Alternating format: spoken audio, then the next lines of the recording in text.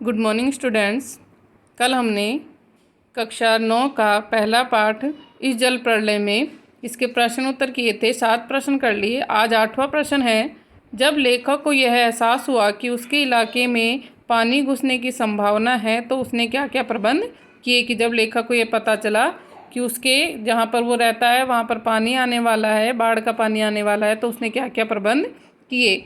जब लेखक को एहसास हुआ कि उसके इलाके में पानी घुसने की संभावना है तो उसने सबसे पहले गैस के विषय में अपनी पत्नी से पूछा।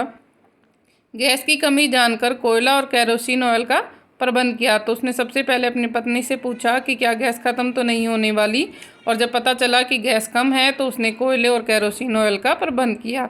उसने आलू, प्याज, मोमबत्ती, माचिस व कंपोज की गोलियों आदि का प्रबंध किया। उसने 1 सप्ताह तक पढ़ने के लिए हिंदी, बांग्ला और अंग्रेजी की पत्रिकाएं खरीद ली ताकि बाढ़ के समय अपना समय बिता सके। कि उसने खाने पीने के सामान रख लिए और इसके साथ साथ में उसने हिंदी, अंग्रेजी और बांग्ला की कुछ पत्रिकाएं भी रख ली ताकि वो बाढ़ के समय अपना समय व्यतीत कर सके, बिता सके। प्रश्न नंबर 9 है। बाढ़ पीड़ित क्षेत्र में कौन कौन सी बीमारियों के फैलने की आशंका रहती है। कि जहाँ पर बाढ़ आ जाती है वहाँ पर कौन कौन सी बीमारियाँ फैलने की आशंका रहती है। बाढ़ पीड़ित क्षेत्र में पकाई घाव यानी जिसमें पैरों की उंगलियाँ पानी में गल जाती हैं या सड़ जाती हैं, हैजा, मलेरिया, टाइफाइड आदि बीमारियों के फैलने की संभावना रहती है।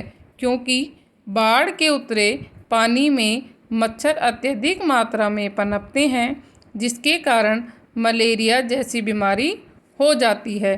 पानी की कमी से लोगों को गंदा पानी पीना पड़ता है जो हैजा और टाइफाइड जैसी बीमारियों को न्योता देता है। तो बाढ़ के कारण बाढ़ पीड़ित क्षेत्रों में पकाई घाव, हैजा, मलेरिया, टाइफाइड जैसी बीमारियां हो जाती हैं। पानी के कारण मच्छर पैदा हो जाते हैं और बाढ़ के बाद गंदे पानी की वजह से, गंदा पानी पीने की वजह से हैजा और टाइफाइड जैसी बीमारियां हो जाती हैं। प्रश्न नंबर 10 है।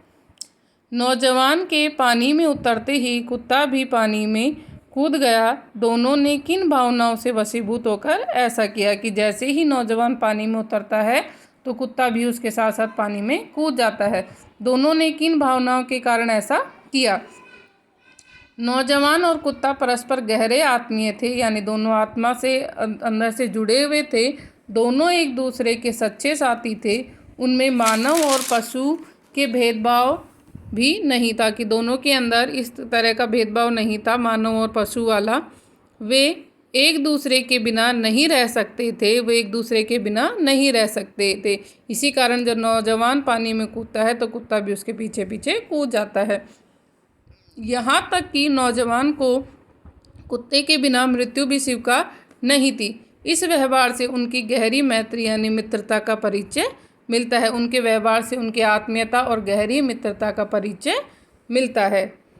अगला प्रश्न है 11वां।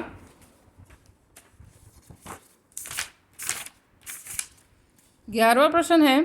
अच्छा है कुछ भी नहीं, कलम थी वह भी चोरी चली गई। अच्छा है कुछ भी नहीं, मेरे पास मूवी कैमरा, टेप रिकॉर्डर आदि की तीव्र उत्कंठा होते हुए भी लेखक ने अंत में उपयुक्त कथन क्यों कहा। लेखक ने ऐसा क्यों कहा कि ना मेरे पास कलम थी, ना ही टेप रिकॉर्डर, ना ही मूवी कैमरा। ये सब कहने का उसका क्या कारण था। तो यहाँ लेखक के बाढ़ से उत्पन्न दुख को व्यक्त किया है। यहाँ लेखक ने बाढ़ से उत्पन्न दुख को व्यक्त किया है। वह इस घटना को पहले कैमरे में कैद करना चाहता था परंतु उसके पास कैमरा उपलब्ध नहीं था। कि पहले वो इस घटना को कैमरे में कैद करना चाहता था। फिर उसके मन में विचार आया कि कलम के द्वारा पन्नों में इसकी त्रासदी को लिखे। फिर उसने सोचा कि अपने पेन से इनको अपने पन्नों में लिखे, जिसे उसने पहले स्वयं भोगा था। पर उसकी कलम भी उसके पास नहीं थी क्योंकि वो भी चोरी हो गई थी।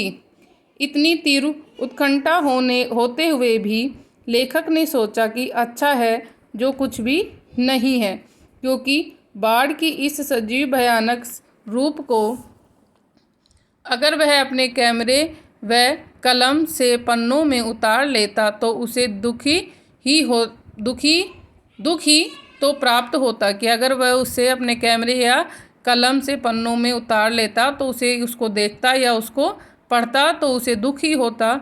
उसे बार बार देखकर पढ़कर उसे कुछ प्राप्त नहीं होता। फिर उनकी तस्वीर लेकर वह क्या करता कि लेखक ने सोचा कि पहले वो क्या करे कि पहले वो उसको कैमरे से कैद कर ले, फिर उसने सोचा कि अपने पेन से उसे लिख ले, लेकिन बाद में सोचा कि अच्छा हुआ कि ना कैमरा था ना ही कलम थी। क्यों? क्योंकि अगर वो ऐसा करता तो उसे देखता तो उसे बार बार में दुखी होता। उसे बार बार देखकर पढ़कर उसे कुछ प्राप्त नहीं होता। उसे उस तस्वीरों लेकर वह क्या करता। Thank you.